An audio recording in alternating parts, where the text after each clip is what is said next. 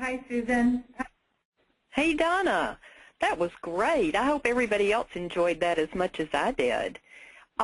We really appreciate your presentation to us today, and we are excited about your sticking around to answer some questions for us. Yeah, it's a pleasure. Yeah, what I'd like to do, what I'd like to start out with, I accidentally put on a poll right during the presentation, so I'm going to actually, I don't know if I can redo it again. I think it's closed, but I'm going to test it here, and I'm going to share it with you right now. Okay. But I only had 52% of the people voting because I cut you all off. But if I can't restart it again, but you can kind of see a lot more baby boomers, which would make sense because we talked about that a little bit earlier. And then not a lot of millennials, but again, I don't think everyone was able to vote. I have one more poll that I want to try. Let's see if I can do that. Okay, so this might be a yes and no question. So I'm going to give everyone just about, this is something new that Susan and I are trying, so we're going to throw out a poll out there. Do you experience generation gaps in your DAR meetings? So we'll give you just a few seconds here. Votes are coming in, 26% voting, 33, oh, this is fun. We'll wait another minute here. Okay, about 68% voting. This reminds me of like campaign elections. You can see all the votes coming in all at once. All right, so about 78% voting, 79. Okay, so we're going to, we're going to close the votes here. Give you another few seconds. Okay, we're going to go ahead and close the vote. So give you 2 more seconds. Okay, so here are the here are the answers. Okay, so 19% yes a lot of the time, 43% yes some of the time, 35% yes but very little, and no, we have no generation gaps. So still quite a bit. So I think a lot of people could benefit from seeing this archive version of this, webinar. So are you seeing my screen now, Donna, the question and answers screen? Let me hide this again. And Susan, can you continue with the first question really quick, and then I will, I'm going to push hold and I'll be right back. Just tell me if you're looking at my screen, would you? I am looking at your screen. Wonderful. Then we'll start with the question and answer portion. And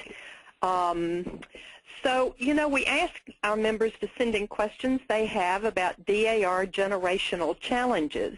And we got a few, and we're going to start with the first question, which is, our chapter has a brand new member, age 18.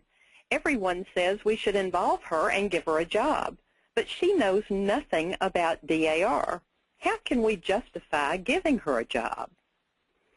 Well, first, we say, congratulations on a brand new 18-year-old member. She probably has skills and interests that some of the experienced members may not have. First, we all start off knowing nothing about DAR, and we learn as we go. A small job is a great place to start any new member or have her co-chair a committee with an experienced member. Offering her to help on a committee is a great way to learn about DAR.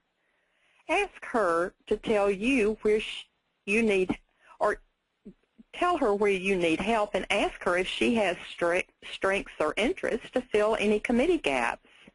Find her something that's meaningful to her. Young members need to be given a tangible way to contribute to the organization. Some that come to mind are VIS, scholarships, the chapter newsletter. If you don't see her in any of these positions, ask her to present a PowerPoint on something that interests her and that might interest membership. Keep in mind that lack of knowledge in DAR doesn't necessarily equate with lack of knowledge about veterans or literacy or education. Another member writes in, a young member brought her nursing baby to the chapter meeting. We were appalled. How can we tell her to get a babysitter? Our answer is, that's a real commitment on the part of that young mother. If she took the time to get herself and the baby ready and to a chapter meeting, she must be really committed to your DAR chapter. That's impressive. Seriously, some of our leaders at the national level are here today because a chapter welcomed her involvement at a young age, even when that meant she didn't have a babysitter during chapter meetings. Consider that the chapter may be one of the few outlets this young mother may have. Donna, do you have something to add there?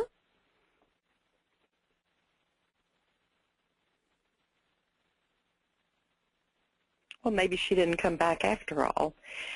You could brainstorm ideas with your chapter officers to make this work for your chapter. Do you think this mom might be the key to other young members? If so, consider adding funds to next year's budget for a babysitter at your chapter meetings. A member might have a teenage daughter or granddaughter who would love to provide this service once a month. I know a lot of young DAR mothers who are some of our strongest and most successful members. Donna got a perception from a DAR mother, and these are her thoughts. I did. Can you hear me okay? I can. Welcome back. Yes, you can. Thank you. Thank you so much. Yeah, when I was asking a couple people about, this was a kind of a touchy subject, and so I tried to get a couple people together who have been in that situation. And one of them replied, I have been a nursing mother before, and it can be a minefield to negotiate in a DAR meeting. Some people are okay with the whole nursing concept. Others are not. If nursing in front of people was the part that was appalling to the others, perhaps a new mom could step into another room to nurse her baby and then rejoin the group when feeding was over. Or if another room isn't available, nursing shawls are great for concealing what is going on under there and keeps everything private while still being in the room. She also says it can be difficult to find and pay for a sitter for starters. And when a child is still being nursed, it is a huge logistical challenge to be away for any period of time, both for the mother and the baby. And who knows how far this mom travels just to get to the meeting. That was some perspectives from some nursing mothers. Yeah, that's great. I think it's great that the new mom wants to continue being active in DAR now that she has so many other demands on her time. Yep. Okay, our next question. A young member of my chapter is the Energizer Bunny. She moves so quickly and initiates all sort of things that I guess are pretty okay, but we're twirling with the shock of it. How can we calm her down without ruining her enthusiasm? Yeah, I think maybe I've been told that before. But I think it's wonderful that your chapter is open to new ideas and activities. Ask yourself, is the young member initiating the activities because no one else in the chapter is stepping up? Perhaps you can express to your new member how excited you are about her presence in the chapter. She is your key to a lasting chapter in your community. Ask her to focus her energies on a big project or two, like a membership campaign in your community, targeted to young women, or perhaps like fundraising. Second, your chapter regent can be honest with her. The regent can tell her how much she appreciates her energy and ideas, but that is a feeling a bit sudden for some of the members. The regent should discuss the young members' ideas on how they might be incorporated over the next year. And don't forget that your chapter's executive committee guides the work of your chapter. So ask her to run some of her ideas by the appropriate officers for ways to make it fit within the scope of your chapter's efforts. Another question that came in was, we just don't relate to those young women, so we only look for middle-aged ones to join the chapter. Where can I find a chapter that has young members that we can send the ones we find to? Well, chapters shouldn't be ignoring the younger members, and I think it's critical to find a way to relate. Just like our larger community, we thrive when we are made up of a variety of age groups. Maybe try an icebreaker game to help people get to know each other. You'd be surprised at how much you actually have in common and can relate to. Other ideas are pair up one young adult with one older member to be a team for something, either a social planning event, a project, a committee. The pair will get to know each other better in no time at all. It is these women who will lead our society in the future, so we owe it to these young women to mentor them and encourage them. I personally feel younger when I have the chance to spend quality time with our younger DAR members. It can teach you a lot. Isn't that the truth? They've got all new ideas, and it's really wonderful to work with them. It is. Here's another question. My friends and I are those old DAR ladies now to the younger members. Please give me a few tips so that we don't seem as lame as those old ladies did when we were juniors. That's actually a really cute question. A DAR, and our membership committee, Susan Tillman feels this way as well. A DAR member is only as old as she feels. So be the engaged member who leads by example, listening to the interests of young members, treating them as equals rather than saying they are too young, and giving them opportunities to serve the society speaks volumes. Bring laughter and fun into your chapter. This is a great way to engage, and others have a good time. At the end, it's all perception, isn't it? The way to bridge the generation gap is to appreciate one another's skills and differences. Susan, I think we have a couple questions that came in. Oh, super. So let me, if you give me just a second. Sure. Okay, so for those that got the handout, I hope that you were able to take notes. For those that didn't get the handout last night, and if you would like the, I have the notes today that I can probably email you. So email us at leadershiptraining@dar.org, and I'll send that out to you. Okay, so one of the questions, as a regent, how do I get brand new, and Susan, you're on the hook too for answering some of these.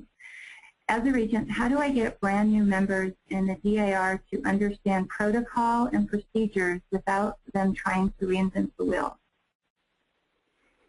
I guess my first comment was, or my first thought is having a new member packet with some of the key protocol and procedures with that chapter. Yeah, that's a great thing to do. Yeah, so maybe a new member packet. And so often you can put a lot more information in there that's really pertinent to what happens in your chapter meetings than having them go to the handbook to read the whole thing or go to the website, which may not be quite as friendly as that.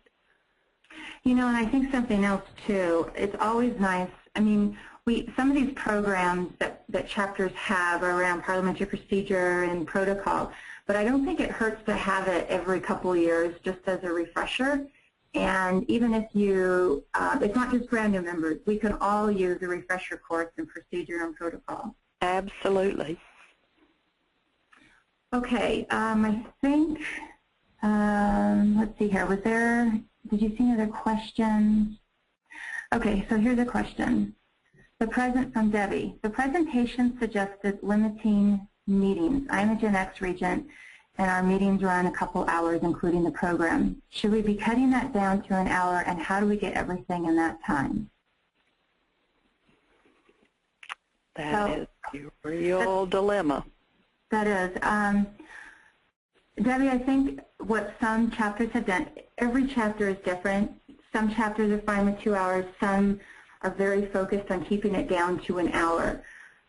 If you want to try to bring it down a little bit, you know, even 20 minutes, make sure that you have a scripted agenda. You can have your minutes read or approved by committee. And yeah, so the webinar you did about running a chapter meeting is an excellent reference, Donna, for especially for new regents. There's so many good suggestions in there, and that's in the archives for people who would like to read through it or watch it. That's good, yeah. So Debbie, I would go to the archived webinars and take a look at Plan Your Meeting, Work Your Meeting.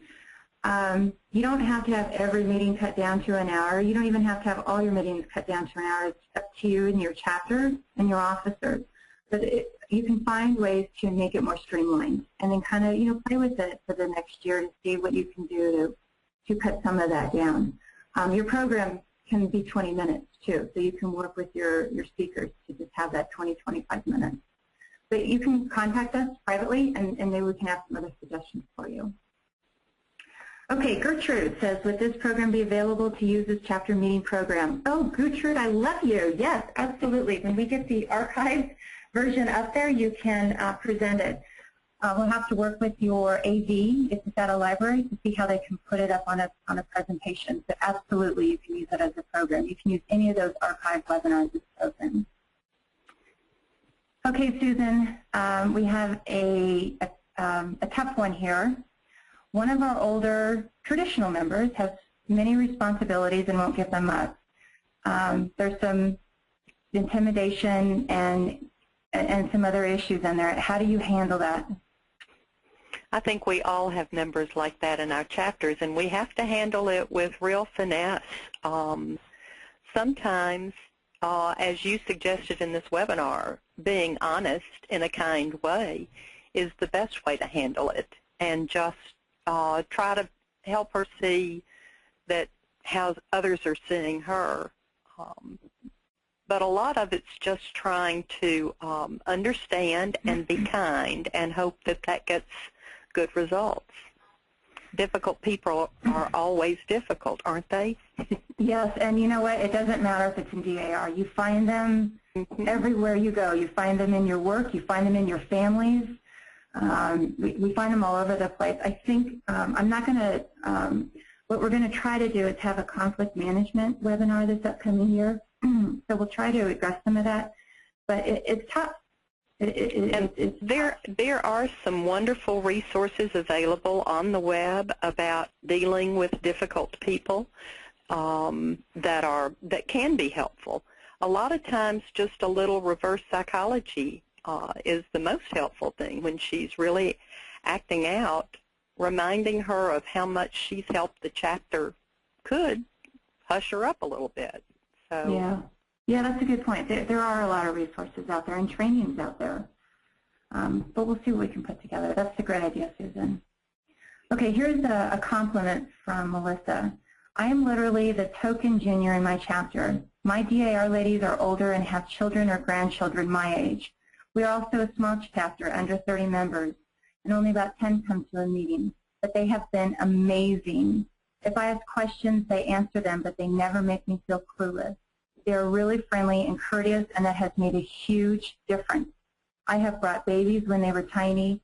Everyone just oohed and awed. They have made me feel accepted, even though I'm a vastly different generation. Wow, wouldn't it be great if every chapter was like that? Yes, yes.